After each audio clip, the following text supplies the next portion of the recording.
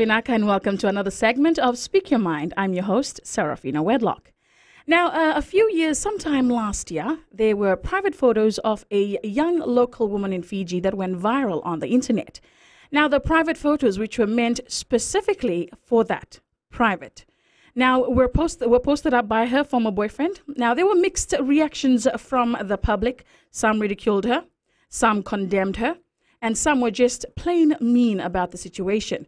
Now, the one that suffered the most through all this was the young lady herself.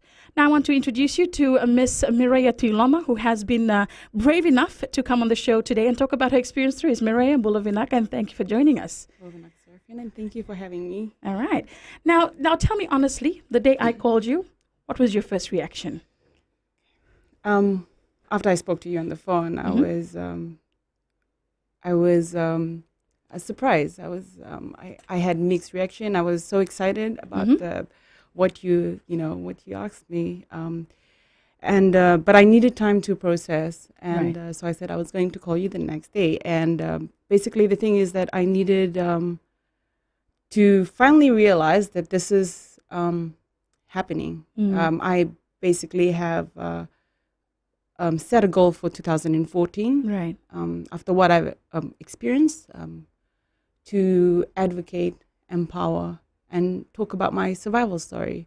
And for me, it was just processing the fact that this is happening, and this is the starting step to going international and be the voice of not only women in Fiji, but in the Pacific, who went through exactly what I went through. Exactly. So, thank you. No worries. Okay, let's start from the beginning, Mireya. Can you tell us about your relationship from the beginning? Now, how long have you been together with, and what was your relationship like? Okay. I'm sorry, I'm in no position to talk about my former boyfriend. No worries. But I will talk about the relationship. But it was from your point. From my point, it was a very abusive and manipulative relationship. But that has happened.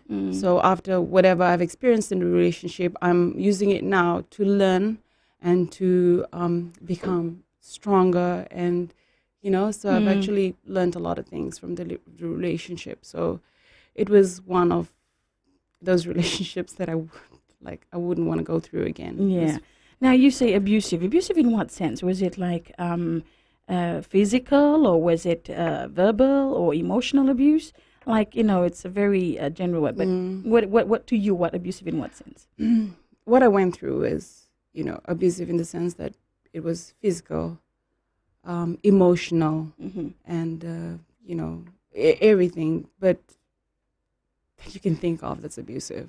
Yeah, both physical and mentally. Emotional. And emotionally as well, mentally as well. How long were you with the gentleman in question?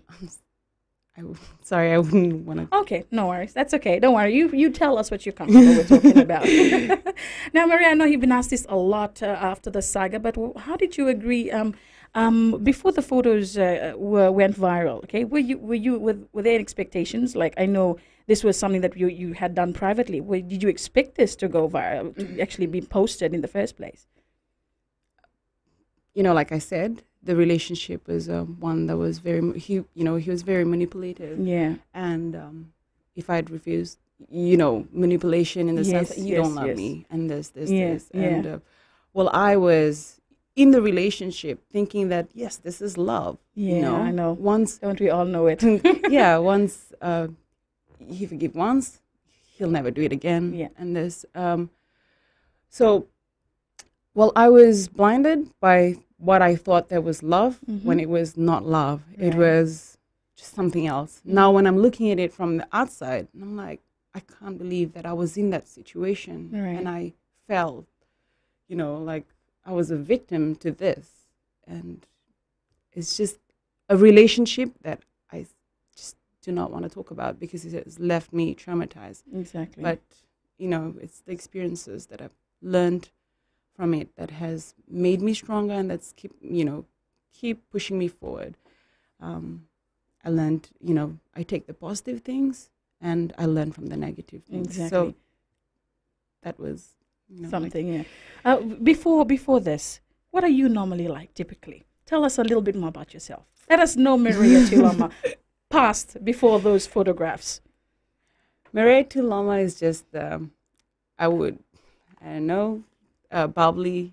I would love to make friends and meet people, and I'm a very talkative person. Mm-hmm. I would never keep quiet, and I love to joke. Like for me, it's if I don't laugh in a single day or I don't hear a joke, something funny, it's like the most boring day. So I'm more of a person full of colors. I love to like travel, learn, and I love to help out as well. Like just basically community work and all those things. So now we know a lot of people have seen you performing for the Vo Dance Group. What has that experience been like for you? wow, Vogue Dance Group. Well, for me, dancing is a form of therapy. Mm-hmm. So even going through whatever I've been through, it's dance was one of the major things that helped me pull through. Is I had to channel my emotion, my anger, and everything into dancing and just releasing it on stage and just, creating new material. So basically what Bo has done for me in this situation is that they've given me an opportunity to find myself again. Yeah. They've given me an opportunity to create based on what I've been through. Yeah. And I was fortunate enough that they showed my story during the Matangali Drift. Right. It was staged last year. It's just, like trying to get people to feel that this is like how it was like for her when everything was happening. Yeah. And so for me, Bo is like family. Bo is my second home. What is your family life like at home? Your support system? My parents are very supportive. I come from a very strict family though. Religious is one of the things. Growing up with that, most of my older siblings are married, so I live at home with my parents. Right. With them, it's what they tell me is that now is you go out there, prove yourself. Yeah. And make sure at the end of the day you're happy, and you're doing it to satisfy yourself, but not to make other people happy. Exactly. You need to be genuinely happy. So my mom is like, "Oh, did you have a good time?" Or if we go on a trip. Yeah. And so like touring and stuff, it's just and then a constant reminder of just take care of yourself. That's good. So they're always supportive of you no matter what you do, whether it's and even my sisters, like they're amazing. Yeah, I can imagine. It's always good to have sisters. But yeah, we'll talk more with Maria on her family life and also on the on why she's here, the reason she's here, to empower women, and also talk about experience through what she went through last year. But if you just joined us, you're on Speak Your Mind. We're heading into a break, but we'll be back with more.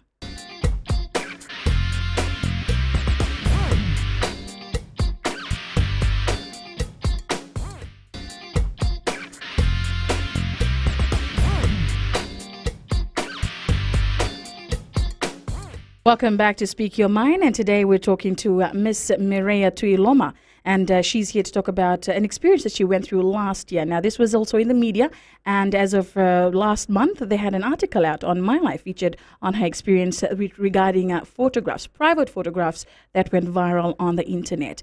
Now, Maria, once again, thank you for joining us this morning, or this afternoon, rather.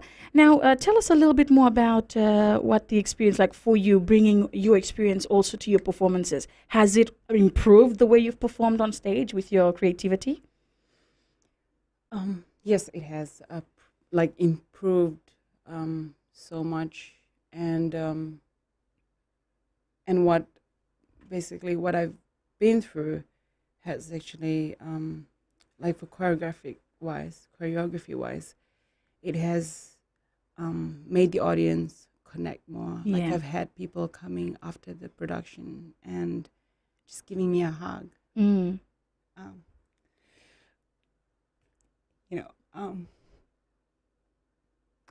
Just congratulating me for pulling through everything. So for me, like performances wise, it has made me a stronger person, because at the time when everything had happened, I was at lost hope in myself, Yeah. and to be given the opportunity to find yourself again,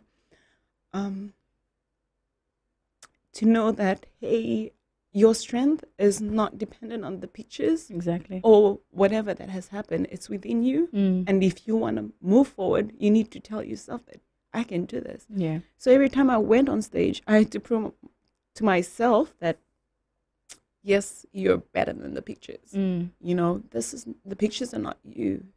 This is who you are. Exactly. You know, this is you. Like you, and you had survived something really shocking. For me, I don't know what I would have done in that situation. Now, Maria, when the photos went viral, what was your first reaction? How did you actually come up? How did you find out? Was it through friends, or were you told? It was in last year. Yeah. I think around Feb. Mm-hmm. We had our management meeting and company management meeting in Bo, and I received a notification that I had a message on Facebook. Right. So I checked it at roughly about 9:30 a.m. I can still remember. And it was a message from one of my juniors back in high school who was just informing me that there was personal images of myself like circulating. Yeah. And then he put down something like, if it was my sister, my mother, or my daughter, I wouldn't want this to happen to them. Yeah. And then he said that I'm doing this because I know you from school and I have so much respect for you. Yeah. And, you know, I want you to be aware that this is happening. And he was like, give me your email address. I can forward it to you. Right. So you can just, you know. Yeah. From 9:30, I was sitting in that meeting. Your mind wasn't on the meeting. That was the longest meeting I've I ever can sat imagine. through in my life. I was lost. I felt like I was floating. I my heart felt like, my ribs felt like it was crushing within my heart. Yeah. And I tried so hard not to break down, and I didn't break down in front of my workmates. Yeah. And I was lost, and I didn't know what to do. Sorry. That's right. Take your time. And then I didn't reply to the message till I think 3 hours later. Right. Just thanking him for what he had done. Yeah. Like just informing me. When I walked out of the studio, the office, I walked straight to my friend's law firm. Yeah. And I sat there and I broke down. Yeah. And I was like, I don't know what's happening to my life. I'm done. You know, everything I've worked hard to build. for, Yeah. what I've built, you know, it's gone. And like, it's gone. And, you know, and I refused to get the email sent to me because I didn't want to see it. Yeah. But when I finally saw one of the emails, I was shattered. Like I was in pieces. Looking at the amount, like the number of email addresses it had been forwarded to, looking at the people's commands and everything, and like, whoa, this is real. Yeah. And this is happening. I felt like I was in a dream. Yeah.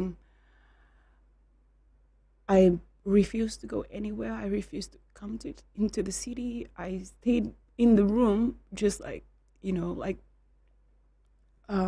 just like a hermit. You just locked yourself up, basically. Because I didn't. It didn't feel real. It felt like it was a dream, but you know, it was happening right there. And like looking at the email addresses, and I'm like, I'm so hurt at like, where the pictures have been. Exactly. The surprising thing was, even a friend of mine shared this with me earlier. People that were looking at those emails continued to circulate it, you know, and it just makes us wonder, what is our country coming to? You know, we're getting entertainment by looking at images of other women within our community. Now, the first thing I have to admit, the first time I received one of those emails, first thing that I put in my, what if that was me? And what if that was my sister? You know, I really would not want this to happen. So I'm glad it was a policy back then that we had to not receive those emails. So that was something that, you know, this was our move to try and protect and also just keep safe our, you know, the community, our in-house community from from circulating such things. But I can imagine, what were the reactions from your family? What are the reactions like? Well, my family was shocked. The thing I was upset about is that my friends, my family, my workmates were all dragged down because of this. Yeah. Everyone I hung out with, everyone I was with, everyone that was in my circle of friends, they were being judged for what you had done. Yeah. But at the same time, like, even though this was happening, they stood there. Like, my friends were like, I'm going to hold your hand and walk into town. I would try and put on glasses to hide from the public, and they'll be like, remove it. Yeah. Remove the glasses. Show your face. If they look at you, if they judge you, look back at them and smile. And then let's see who's going to turn away? Is it but then, like, there was so much hate within me, so much anger. I would get called names. I would respond in a very vulgar way. Yeah. But I thought, man, if I continue this way, I'm just nothing but a failure. And I need to take it in and just, like, use this as a fuel to, do something positive.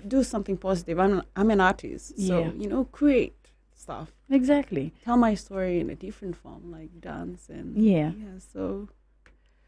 That's good. I'm glad. We'll talk more to Maria. If you just joined us once again, you're on Speak Your Mind. We're heading into a break, but we'll be back with more.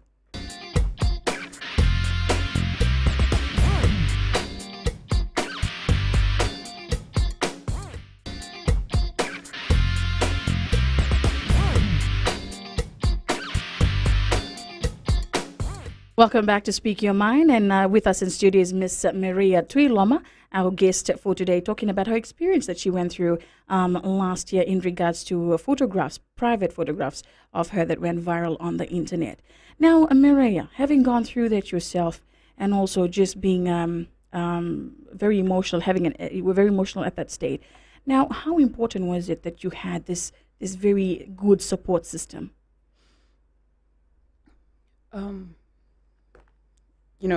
Even going through it, I became very suicidal. Yeah. Like,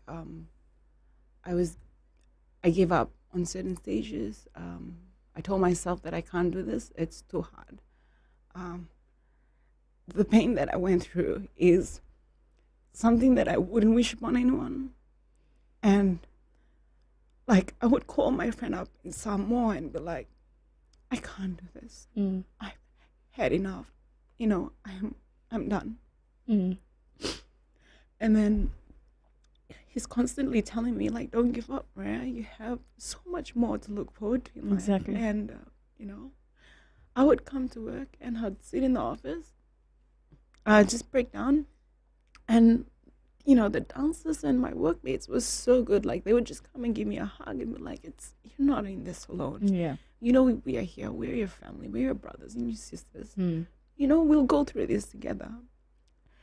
My family, they constantly mail me. I would have people that I do not personally know that would mail me on Facebook and then encourage me.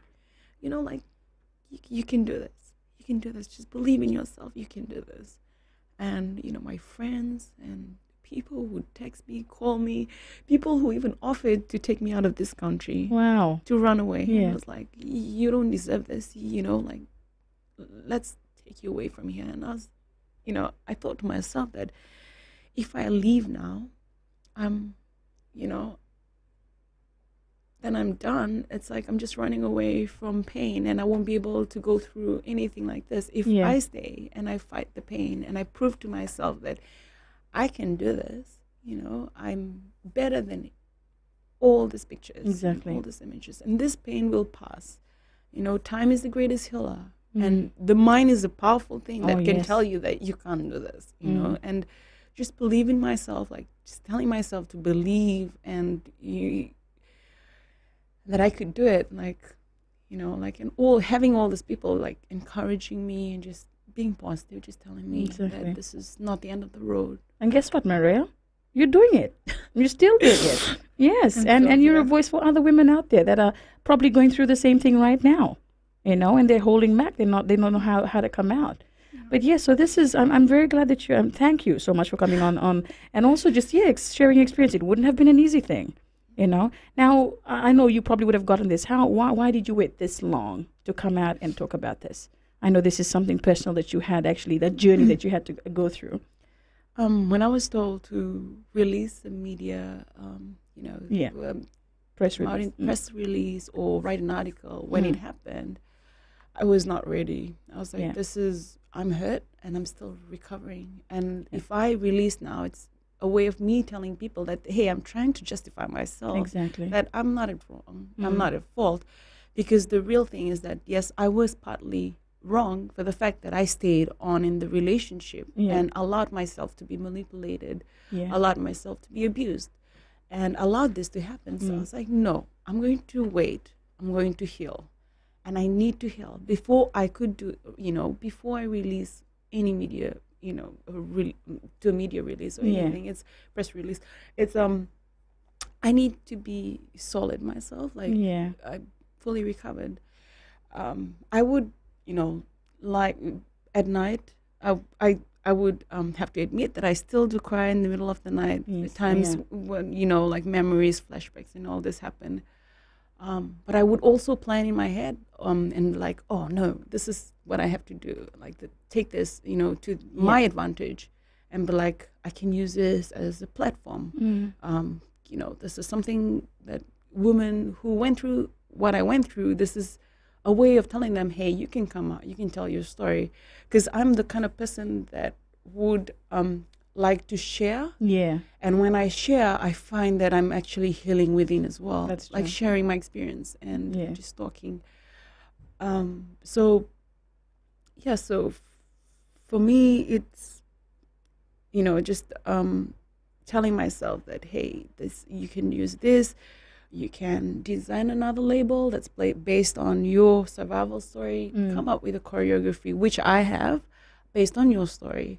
And then now, like I said earlier, my dream for this year, 2014, is not just to be a voice here in Fiji and just tell my story, my survival story, but to go Pacific and international and,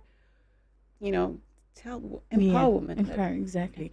Now, in the beginning, last year, when the photographs came out, were there a lot of advice given to you, like to pursue this or take this to court, or even get back at your former boyfriend for what he has done? Were there advice to do that? Did you try to pursue this? Yes, there was a lot. Like a lot of people told me that, oh, this is what you should do. This is what you should do. He deserves to be behind bars, and he doesn't deserve a second chance to leave. One thing I'm grateful for is the upbringing of, like, when I was small, like religious wise, you have to forgive, and you have to never wish harm on anyone, because that's wrong. Exactly. So for me, what I did as a healing process, people were telling me all this, but in me, I was like, Maria, you're a better person. Yeah. If you have to go out there and help someone on the road, you can't be helping them and feeling good about yourself when this is what you're wishing. Like, I wish that he gets into it. Like those kind of things. I wouldn't. I really don't want to do that. I just want to wish him well and just and then even to people when I go past people and they call me names. Yeah. It hurts, but I don't wish them bad. And I'm like, you know what? They never raised me. They never know. Like, they didn't know what I went through. It would have been very hard, though. I mean, this would have been also a spiritual journey for you as well. Like, having gone through that, trying to be able to forgive and move past that. That alone was a journey on its own for you, I believe. Yes, it was. To the stage where I would question, why am I going through this? Like, what did I do? And to the time when I would talk to my friends and like, I'm going through pain after pain after pain, and it's not getting better, and I was like, what is God trying to do, And I'm so fortunate that there's I've met so many different types of people, and then they have the different perspectives on things, and they're telling me, you know what, people who go through this, it's a sign that you are destined for greater things. Exactly. It's preparing you for bigger things, and like for me, like I said, when it happened, I've received people who mail me. I've actually counseled people on my Facebook profile. Oh, wow. I've never deactivated my Facebook when it happened till now. And like for me, it's like I'm using my own experience to help others, to share, and like, hey, this is not the end of the road. This is how you grow thick skin. Everyone who judges you, just push them aside.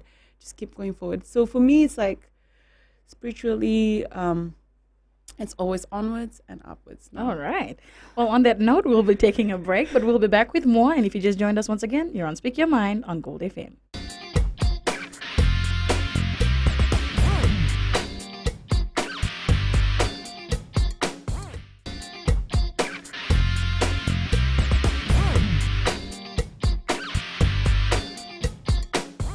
Vinaka, and welcome back once again to Speak Your Mind, where we're talking to Miss Mireya Tuiloma. Now, Mireya, you mentioned that you also received a lot of negative emails as well as some positive ones. Now, what would the what would be a negative email be when you do receive them? What was some of the people? What are some of the public saying? It was like just teasing emails about, this was what the photo was about. Right. Just things, picking out on certain things that were in the photograph. Did you get emails like, how could you be so stupid, or why did you allow yourself to be in that position? Certain emails like that, were they also sent through? Or along those lines? No, but I've just received emails that would like go straight to the photograph, and that's it.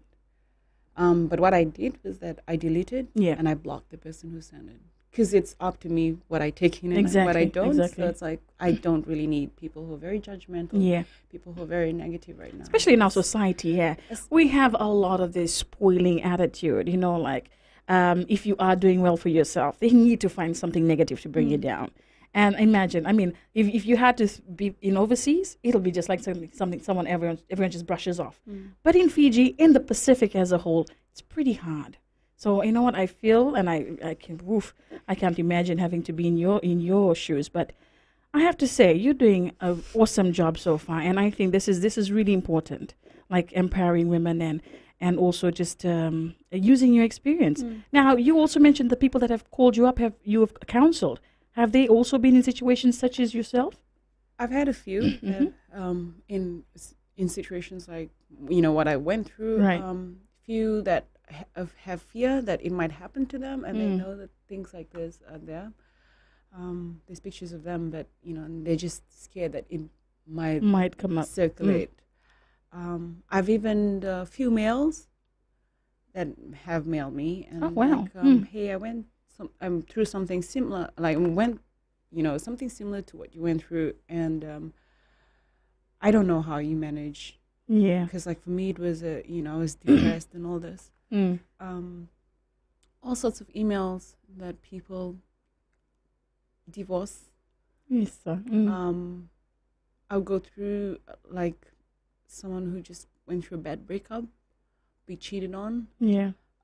Which is for me reading all this, I would I'd tell myself, man, like I'm reading all this, and there's one thing that's common in all of it, is that all this, they're sending me emails, they're all hurting, just like what I went through, and I'm still going through that. I go through pain, like every now and then. So I just tell them straight up, like, see, I don't know what you're going through, but I know how bad pain can do, like what pain can do to you, how you tend to lose hope, how you become suicidal. But just try and be around positive people, and the best counselor is you yourself. If you tell yourself that you can do it, you will be able to do it. You'll be able to pull through this, and constantly reminding them that, hey, you know what, you people who go through this kind of things, they're really strong. And like what I believe in is that God does not give you something that you can't handle. Exactly. And you're given something. So it's a sign that, whoa, you can handle more than this, you know? Like, so be thankful for that. And like always continue doing good because everything after will, you know, it'll just come. Like time is the greatest healer. It will heal. Like for me, I was, after you called me, so I had a real look of what I've, you know, from the time that it happened until now. And I was like, man, I've actually I've come a long way, but I didn't do it on my own. Yes. There was the stage where I was down, and it was my friends, family, and the people that I had close to me that pulled me back up, and they held me, and they were like, you're not going to do this alone. And, you know, what I believe in is that for victims of such things, like the pain that you go through, there's no greater thing than love. Yeah. And that was what the support and love, it was the most amazing thing because that helped me back up. You know, I wouldn't be sitting here if it wasn't for the people that helped me, you know, and if it wasn't for all the positive emails, the calls, the text messages that, hey, Mariah, you can do this. Like, it's those tiny things that, it's the little things that mean a lot. That's true. You know, and for me, it's a lot of people helped in my recovery. And I'm still recovering, but, you know, step by step. Taking one step at a time. The good thing is, though, like you having been there yourself, and now people are also looking to you for that advice. Was this how you started? When you decided this year you were going to do that, help empower and also encourage people, and also just help counsel them through your experience? Was this one of the reasons you decided to embark on this journey? Well, when I was would close myself in the room and just like cry and think about ways, you know, things to do, till I received the first email asking me for advice. That's when I realized that I can use my experience, how I dealt with my pain, to relate to this person and be able to share with them that this is, you know, 'cause everyone goes through hardship, everyone, and we have different ways of healing, different ways of solving things. Some of us, it's good to talk about it. Like for me, it's more of talking. You know, sometimes my friends, I just tell them, just listen to me. I need to talk. Like I would talk and cry. It's just like, just having that patience to listen. You know, sometimes it could be irrelevant. It could be like, you know, what the victim is talking about, but it's just feeling that someone is there. So for me, going through that, like, and receiving constant emails and stuff, and then people are like, you know, and then I was like, what is my calling? What is there for me? You know, and I'm one person that I'm easy to talk to anyone. Like, I'll just go to a random person, make friends, and be like, hey, so where are you from? And then I was like, so I have that personality. This went through me, and I was like, maybe this is for me, like, to talk to people and encourage them and empower them. Hey, this is not the end of the world. You know, you've got so much more to look forward to in life. And has this ordeal also affected your family? Like, I know, like you said, this dragged them down as well. Certain situations that came up, was it something that your family had to go through with you? When they did have something that came that, you know, that involved your photographs, did they come home and share it with you at home? Well, because when it all happened, I had my own flat. So I would have my sister calling me, just checking up, my aunties, my mom, you know, just checking to see what was happening. But they never told me what they were going through. So they hid it from me. But they gave me a face like smiling. So they basically what they were doing is that they were being positive and they acted like nothing happened. Like even till to this date, they would never ask me what happened. Oh, wow. They would never ask me. They would smile and be like, hey, let's go shopping, or do you want to go to visit this one? And, you know, like, it's just the fact that, like, they, you know, for them putting on a brave face, because I know if I was them and then someone else in my family, you know, I would feel like, oh my gosh, this is shameful and stuff. So they've been doing a really good job. Like, well, kudos to your parents, seriously. But yes, we'll be back with more. Once again, we're heading into a break, and we'll be back with our final segment on Speak Your Mind.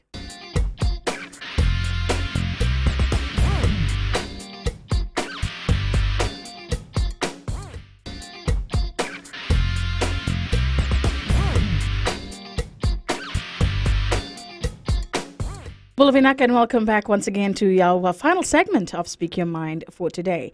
Now, in studio with us once again is Miss Maria Tuiloma talking about her experience from an ordeal that she's went through last year. Now, Maria, during this whole episode, did you have to go to work through it all, or were you given at least time off work to process or to even heal at home? Well, they gave me time off. They told me that you can, do it. You can come to work whenever you want to. At that time, they were very understanding. Like even they sat with me in the CID office. Yeah. Like sat there so that just to make me feel like comfortable, like just to give me a hug and all this, and keep telling me, hey, you're doing the right thing. You're going to the authorities in this. And all this. So what happened was with work, I chose to be in the office. I saw, like, because we have a dance, because I work for a dance, company, and we have a dance studio. Right. To me, when I enter that studio, it's like everything just, I feel like I'm in heaven. Like it's a getaway. It's a getaway. Yeah. It's like I dance, I express myself, I cry. They hug me. They tell me that they don't tell me what I need to tell me. Like they encourage me and they motivate me, and they do inspire me as well. Like I relate to like people I work with, they've been through hardships as well, and they sit there and they're like, this will pass, Maria. Yeah. So for me, going to work was my way of getting away from everything. From everything. It was keeping myself occupied, because when I was alone, that's when I was getting really suicidal. Yeah. Like my mind, the part of mind is just like telling me that I can't do it, I should end all this. Yeah. So that was happening when I was home. So I'd like rush to work, and I'd stay late at work, just to be around people they wouldn't even talk about it. They'd be like, hey, so you want to warm up with us? Or do you think it's important, like having gone through it yourself? I know in Fiji, especially amongst the Itoke community, we find ignorance is just like, it'll pass. We just don't talk about it. We don't touch the subject. We just move on. But what do you feel like we people should do? Should we talk about it openly? Say this is happening. You cannot keep turning a blind eye and say, oh, no, it's okay, it'll pass. Or they just try and ignore it and just let you. I know at certain times they do it to not make you feel awkward, or not make you feel weird, or not make you feel bad. But in your experience, do you think this should be talked about? Like, should it come, or people should talk openly about this, even if it's there? Should they talk about it? We should. Like, we need to talk about this. It is happening in this age, like day and age. One thing is like technology, and what happened to me, it was through social media, and it went viral, and this is happening. Times are changing. People, we're learning new things. We're using different. So you have to be open about these things, and this is the reality of things, that it is happening. I received an email from a parent who has 2 daughters, and he thanked me for the article that was on my life, and he said that you're an inspiration in all this. I do not want my 2 daughters to go through the abuse that you went through. Like, it's things like that. And, coming from a parent, like for me, a Fijian, Itoke gentleman, I felt like, whoa, that we are actually changing. The way we see things are changing, and people are, we're being educated. Everyone has access to media, like social media, computers and technology. Yeah. We have mobile phones and all this. So to openly talk about these things, creating awareness and stuff, just letting people know. And, it's good because it's a warning to others as well, like who could be in a relationship like what I went through and still be in a relationship, and this is love. I'm gonna forgive. Exactly. And also the trauma you mentioned, you're still being traumatized, or you still get scared when there's a camera on you. What has helped you like kind of move on from this? I know it's still a healing process, but would you say you're at a better stage now to deal with cameras than opposed to before? I am in well, way better. Like earlier last year, I couldn't even face the camera. I was scared. I had to limit myself. I had to close myself from all this things, like things that provoke like memories, like flashbacks and all. So I had to, I had to just push them as like, I don't know what to say. You had to push past it. Yeah. And then, especially now that you're planning to make a stand, and also to be a voice for women that are, like too shy or too timid to come out and talk about the experience. But, once again, Maria, this is really, I salute you. Thank you for coming onto the show and also just talking about your experience. Now, what do you hope to accomplish from this? From this experience, you're coming out, empowering women, I believe. But what other accomplishments would you like to make through your experience? I've actually planned things. For this year, I have certain goals that I want to achieve. And then I have further ones like the long-term goals, which is I want to continue, like I want to study dance therapy because that was one way that was a way of healing for me. Yeah.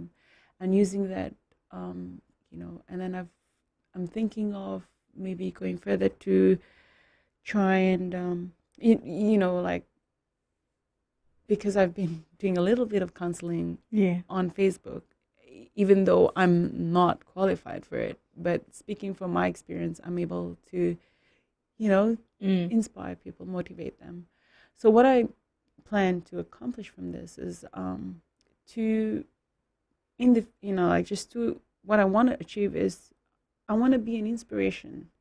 I want to be the person that people look up to, and no matter what pain they're going through, if just tell themselves that if she can handle this, exactly, I can handle this.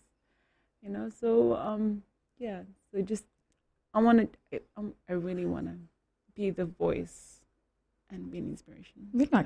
Well, Maria, we're slowly wrapping up the show, but before we do go, any last words for all our young women, young men, or our listeners this afternoon? Anything else you'd like to share before we wrap up? Okay. Just an advice to all those the victims of any sort of like abuse or anything that you're going through pain. You just need to believe in yourself. Surround yourself with positive people. Always know that there's light at the end of the tunnel, and there's always the sky is not the limit. It's there's more things beyond that you can look forward to, and life is so beautiful that you can't give up too easily. And to the friends and families of the victims, including my friends and family, thank you for always supporting. And if your friend or your family member or someone you love is going through any form of pain, just know that there's no greater thing than pain but love. Nothing greater than love. Vinaka. Thank you, Maria. And once again, good luck and all the best. And you know what? I believe you'll make a fantastic counselor. Well, that was Speak Your Mind for today. I hope you enjoyed the program. Until next week, you have a pleasant day.